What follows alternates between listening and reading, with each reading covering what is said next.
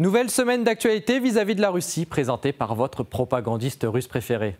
Commençons par un nouvel attentat terroriste ukrainien. La centrale nucléaire de Zaporojye a encore été visée par une attaque de drones kieviens.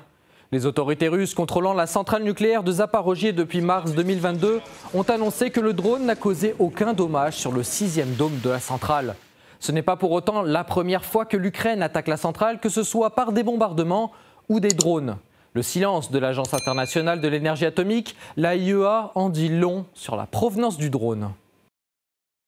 J'appelle fermement les responsables militaires à s'abstenir de toute action violant les principes de base qui protègent les installations nucléaires. La centrale nucléaire de Zaporojye est la plus grande d'Europe et proche des lignes de front.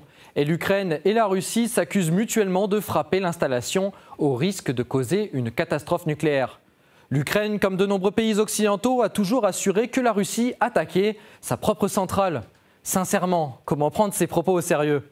Dans le même temps, l'acteur le mieux payé du monde réclame encore plus d'argent. Volodymyr Zelensky avertit que sans l'aide américaine, actuellement bloquée au Congrès, l'Ukraine perdra la guerre. Але я б хотів би якось упорядкувати. Треба якраз казати конкретно Конгресу. Якщо Конгрес не допоможе Україні, Україна програє війну. І знайти публічний формат цього. Якщо Україна програє війну, будуть атаковані інші держави. І це факт. І ви побачите, найближчими тижнями Росія буде все більше і більше наполегливою і буде втягувати ядерну зброю в це питання.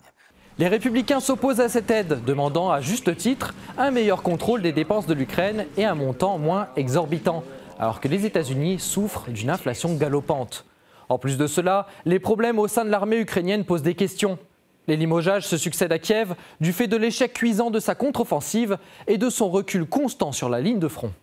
Et pour essayer de calmer la situation ukrainienne, en plus de fournir des armes à l'Ukraine, le ministre français des Affaires étrangères, Stéphane Séjourné, s'était rendu en Chine pour demander de faire passer un message clair à la Russie. Le message est super bien passé. Lavrov est allé à Pékin pour améliorer la coopération avec la Chine.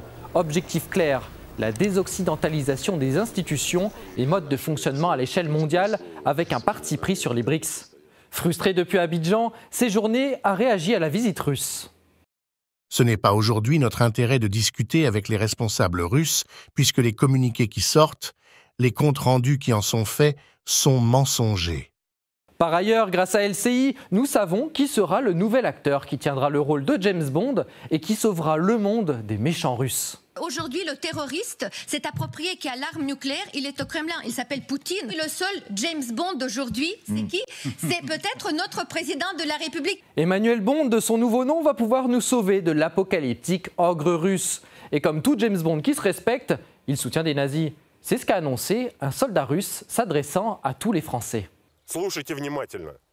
За моей спиной находится курень донского казака 1804 года постройки.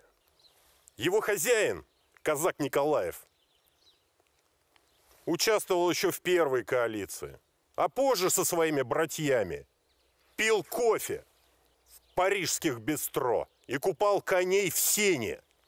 А потомки казака Николаева в 1945 году добивали в Берлине дивизию СС «Шарлемань». Потомки казаков Николаевых жили здесь до 2014 года,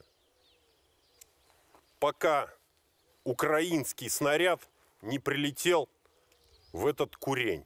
Господа французы, ведь ваша власть до сих пор поддерживает нацистов. До сих пор. Не правда ли, господин Macron? On se demande bien ce que le nouvel agent secret sauve réellement. En tout cas, malheureusement, pas des civils. Selon un décompte du ministère russe des Affaires étrangères, 201 civils sont morts, dont des enfants, au cours du premier trimestre 2024, suite à des frappes des forces ukrainiennes sur le territoire russe. Avec en partie du matériel français, fait-il la guerre à la Russie ? Attaques sur la Russie qui ne sont par contre pas soutenues par Washington. Au Sénat américain, Lloyd Austin désavoue les frappes ukrainiennes. Non pas pour les civils, non, mais par crainte que cela ne provoque des répercussions sur la situation énergétique mondiale. Et même cela, nous n'en sommes pas sûrs parce qu'une augmentation des prix, qui est déjà un fléau outre-Atlantique, ne va pas aider Biden à briguer un second mandat. J'espère que ce nouveau format vous plaît, avec un peu plus de budget. Pour ceux qui veulent venir vivre en Russie, je vous invite à aller en description et vous abonner à la newsletter gratuite Destination Russie, où vous allez recevoir aussi un guide offert pour se préparer à la nouvelle virus. Sinon, on se dit à la semaine prochaine, dans une prochaine vidéo.